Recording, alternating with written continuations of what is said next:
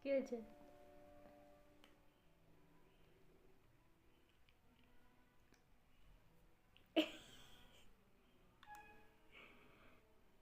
মনে পড়ে গেছে? মায়ের চশমা খুলতে হবে। হ্যাঁ, চশমা কি হবে? ছি ছি ছি ছি, সব নিয়ে খালি মুখে ঢোকাবে। যা,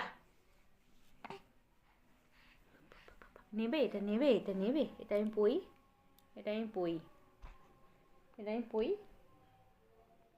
পরবো না এটা? এটা কে? এটা কে গা? ওহি হাই, হাই বলো।